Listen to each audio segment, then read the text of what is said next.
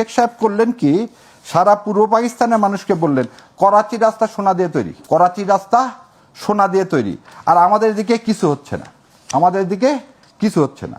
আপনি আপনার মাধ্যমে সারা দেশবাসীকে বলি, যখন পূর্ব পাকিস্তান এবং পশ্চিম পাকিস্তান 48 সালে ভাগ হয়ে আসলো 47, তখন আমাদের এদিকে একটা ইউনিভার্সিটি নাই, একটা মেডিকেল কলেজ নাই, একটা ইন্ডাস্ট্রিজ নেই। আমাদের এখানে কি ছিল? আমাদের এখানে মাত্র 10টা সুগার মিল ছিল, আর ছিল কি টেক্সটাইল মিল ছিল কিছু, এ বাদে ইন্ডাস্ট্রি বলতে কিছুই ছিল না। 51 সালে আদমজি জুট মিল হলো। কে করলেন?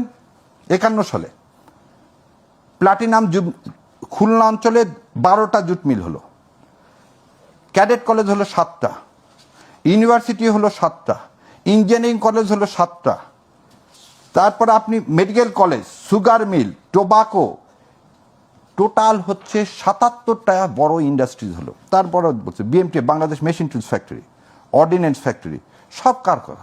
সব হচ্ছে এই পাকিস্তান আমলে 71 আগ পর্যন্ত করা। সো ওই পরিসংখ্যানটা উনি কি করলেন?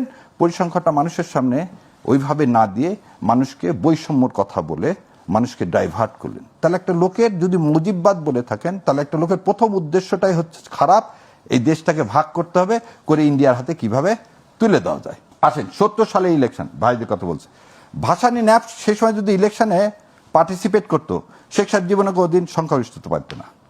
ভাসানী কি বললেন? যে ভোটের আগে ভাত চাই বলে তিনি ইলেকশন থেকে সরে আসলেন, যাতে মানুষ এক পাতা হয়ে কি করতে পারে? ভোট দিতে পারে, তাই তো? আচ্ছা, 71 সালে আমরা 70 সালে মেজরিটি পাইলাম।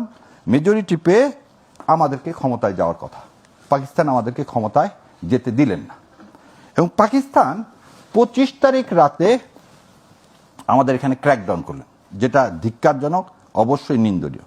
কিন্তু কেন 25 তারিখ রাতের বেলায় এই ক্র্যাকডাউন করলেন, এ কথা কিন্তু কেউ বললো না। হোয়াই 25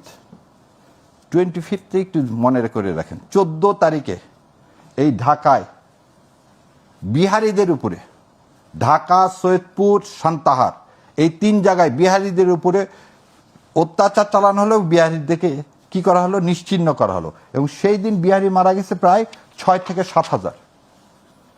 এই 6 থেকে 7 হাজার বিহারি মারা যাওয়ার পরেই অপারেশন সার্চলাইট নামানোর কথা। কারা করলো? এই বিহারিকে হত্যা করলো কারা? সেটা যদি এখন বলেন, সমস্ত ইতিহাস বলতেছে এই মুজিববাদের লোকজনরা। তার কোনো দালিলিক প্রমাণ আছে? আছে আছে, আমি বলে দিচ্ছি। গেল, কিন্তু কথা হলো তার মানে এনাদের সরকার 25 তারিখ রাতে ওই ইস্যুকে নিয়ে এসে আমাদেরকে কি করতে পারে? এই নির্মমভাবে করতে পারে। আসেন 25 তারিখে শেখ সাহেব, সবাই বলে 25 তারিখে শেখ সাহেব ঘোষণা দিয়েছেন। তাজউদ্দিন আহমেদের মেয়ে শারমিনের লেখা এই বই, এই বই 2012 সালে বেরোয়েছে। তখন কে? শেখ হাসিনা ক্ষমতায় না? এই বইয়ের 60 নম্বর পাতায় বলতেছে অডিও নিয়ে গেছে কে? তাজউদ্দিন আহমেদ। আর এই প্রসঙ্গে একটু বলে রাখি, তাজউদ্দিন আহমেদ কিন্তু একটা হাফেজে কোরআন, আমি জানি না আপনারা জানেন কিনা, একজন হাফেজে কোরআন। সে বলতেছে আমি অডিও রেকর্ড নিয়ে গেলাম যে আপনি সারা দেশের জন্য যুদ্ধের ঘোষণাটা দেন। শেখ মুজিব উত্তরে কি বলল জানেন?